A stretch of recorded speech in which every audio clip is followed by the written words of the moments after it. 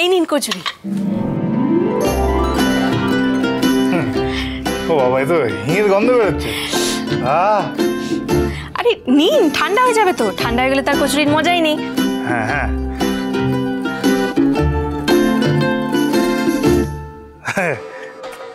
একদম গরম গরম কচুরি তো। হ্যাঁ, আরে খেয়ে দেখ, পুরো স্বর্গীয় অনুভূতি হবে।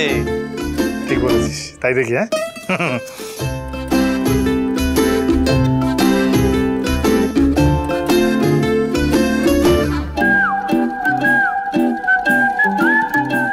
গরম তো। আস্তে আস্তে দেখি।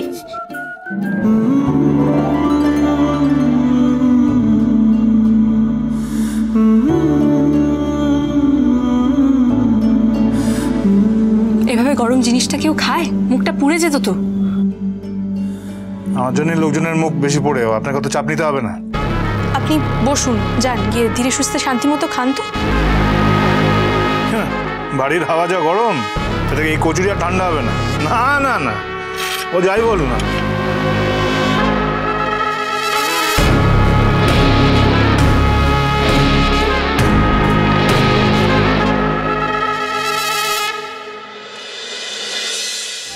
আমার নাত বউ শুধু গুণীই নয়, অসাধারণ বুদ্ধি ধরে, উপস্থিত বুদ্ধি। কি সুন্দর ব্যাপারটাকে সামলে দিল, না হলে এক্ষুনি একটা গন্ডগোল বাঁধাতো। এই বাড়ির যোগ্য বউ হয়েছে বটে। বাচাল মেয়েটা তো খুব চালাক।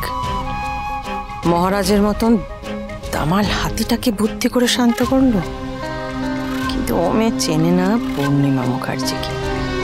কত ধানে কত চাল, সব ঠিক সময় বোঝাবো।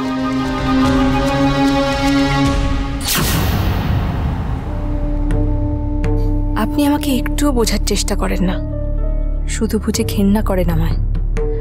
তবে আপনার মেজো ছেলে আর তার বউকে আপনি যতই ঘেন্না করুন না কেন শাশুড়ি ঠাকুরন, পূজারিনী অত সহজে দমার পাত্রী নয়। ঠান্ডা হয়ে গেছে, ভালো লাগছে না খেতে। আমি উঠছি।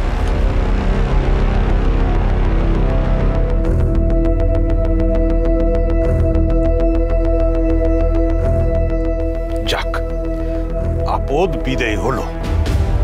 খাবারের থেকে অশান্তি বাদালে ওদের পেট ভরে বেশি। বাবা, আপদটা কি তুমি দাদাকে বললে? না, তুমি ওকে বললে বলো, মাকে বলো না প্লিজ। ছাড় তো, ওরা মা ছেলে দুজনেই সমান। আমি ভুল কিচ্ছু বলিনি। না না না, মাকে বলো না, আমার খারাপ লাগে।